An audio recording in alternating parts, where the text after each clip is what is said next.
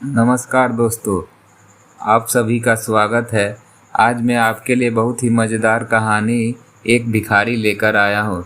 इससे पहले अगर आप हमारे चैनल पर नए हैं तो चैनल को सब्सक्राइब कर दें, बेल आइकन प्रेस कर दें, जिससे आने वाले हर एक वीडियो का अपडेट आप तक मिलता रहे। तो आइए अब शुरू करते हैं कहानी। एक था भिखारी। रेल सफ़र में भीख मांगने के दौरान एक सूट बूट पहने सेठ जी उसे दिखे। उसने सोचा कि यह व्यक्ति बहुत अमीर लगता है, इसे भीख मांगने पर यह मुझे ज़रूर अच्छे पैसे देगा। वह उस सेठ से भीख मांगने लगा। भिखारी को देखकर उस सेठ ने कहा, तुम हमेशा मांगते ही हो, क्या कभी किसी को कुछ देते भी हो? भिखारी बोला, साहब मैं तो भिखारी हूँ, हमेशा लोगों से ही मांगता हूँ, मेरी इतनी औकात कहाँ कि किसी को कुछ दे सकूँ। सेठ, जब किसी को कुछ दे नहीं सकते तो तुम्हें मांगने का भी कोई हक नहीं। मैं एक व्यापारी हूँ और लेन देन में ही विश्वास करता हूँ। अगर तुम्हारे पास मुझे कुछ देने को हो तभी मैं तुम्हें बदले में कुछ दे सकता हूँ। तभी वह स्टेशन आ गया जहाँ पर वह सेठ को उतरना था। वह ट्रेन से उतरा और चला गया। इधर भिखारी सेठ की कही गई बात के बारे में सोचने लगा। सेठ के द्वारा कही गई बात उस भिखारी के दिल में उतर गई। वह सोचने लगा कि शायद मुझे भीख में अधिक पैसा इसलिए नहीं मिलता क्योंकि उसके बदले मैं किसी को कुछ दे नहीं पाता। लेकिन मैं तो भिखारी हूँ, किसी को कुछ देने लायक भी नहीं हूँ। लेकिन कब तक मैं लोगों को बिना कुछ दिए केवल मांगता ही रहूँगा। बहुत सोचने के बाद भिखारी ने निर्णय किया कि जो भी व्यक्ति उसे भीख देगा उसके बदले उस व्यक्ति को कुछ जरूर देगा। लेकिन अब उसके दिमाग में यह प्रश्न चल रहा था कि वह खुद भिखारी है तो भीख के बदले में वह दूसरों को क्या दे सकता है। इस बात को सोचते हुए दिन भर गुजरा, लेकिन उसे प्रश्न का कोई उत्तर नहीं मिला। दूसरे दिन जब वह स्टेशन के पास बैठा हुआ था तभी उसकी नज़र कुछ फूलों पर पड़ी जो स्टेशन के आसपास के पौधों पर खिल रहे थे। उसने सोचा, क्यों न मैं लोगों को भीख के बदले कुछ फूल दे दिया करूं। उसको आप यह विचार अच्छा लगा और उसने वहां से कुछ फूल तोड़ लिए।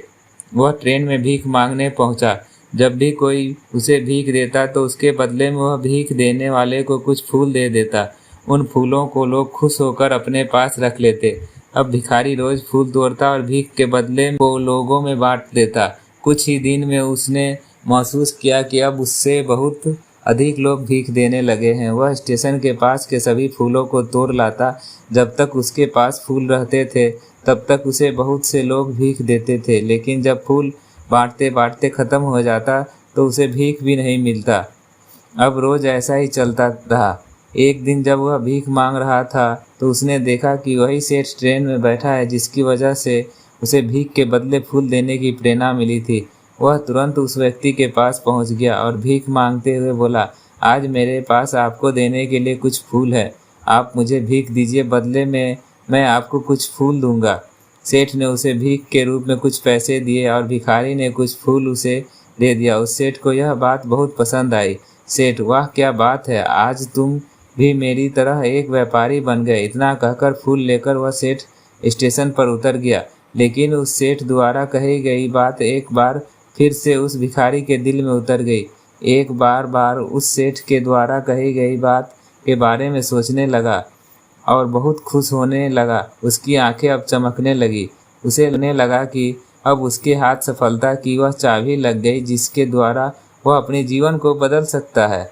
वह तुरंत ट्रेन से नीचे उतरा और उत्साहित होकर बहुत तेज आवाज़ में ऊपर आसमान की ओर देखकर बोला, मैं भिखारी नहीं हूँ, मैं तो एक व्यापारी हूँ। मैं भी उस सेठ जैसा बन सकता हूँ, मैं भी अमीर बन सकता हूँ। लोगों ने उसे देखा तो सोचा कि शायद यह भिखारी पागल हो गया है। अगले दिन से वह भिखारी उस स्टेशन पर फिर कभी नहीं देखा। एक वर्ष बाद इसी स्टेशन पर दो व्यक्ति सूट बूट पहने हुए यात्रा कर रहे थे। दोनों ने एक दूसरे को देखा तो उनमें से एक ने दूसरे को हाथ जोड़कर प्रणाम किया और कहा, क्या आपने मुझे पहचाना?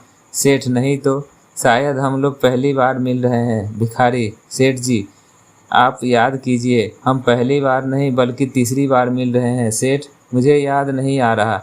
वैसे हम पहले 2 बार कब मिले हैं? अब पहला व्यक्ति मुस्कुराया और बोला, हम पहले 2 बार इसी ट्रेन में मिले थे।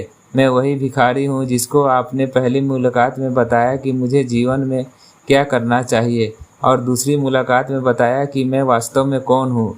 नतीजा यह निकला कि आज मैं फूलों का एक बहुत बड़ा व्यापारी हूँ और इसी व्यापार के काम से दूसरे शहर जा रहा हूँ। आपने मुझे पहली मुलाकात में प्रकृति का नियम बताया था, जिसके अनुसार हमें तभी कुछ मिलता है जब हम कुछ देते हैं। लेन देन का यह नियम वास्तव में काम करता है। मैंने यह बहुत अच्छी तरह महसूस किया, लेकिन मैं खुद को हमेशा भिखारी ही समझता रहा। इससे ऊपर उठकर मैंने कभी सोचा ही नहीं था।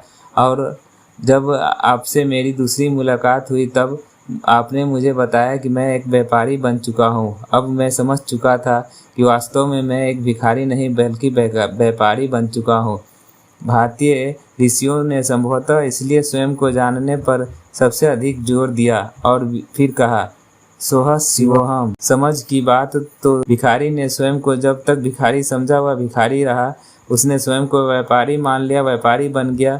जिस दिन वह समझने लगे कि मैं कौन हूँ, अर्थात मैं भगवान का अंश हूँ, फिर जानने समझने को रह ही क्या जाता है। वीडियो लास्ट तक देखने के लिए धन्यवाद। दोस्तों, यह कहानी आपको कैसी लगी? अगर अच्छी लगी हो तो कमेंट सेक्शन में कमेंट करें, लाइक करें और कहानी को शेयर कर दें ताकि ये अधिक से अधिक लोगों तक पहुंच सके। धन्यवाद।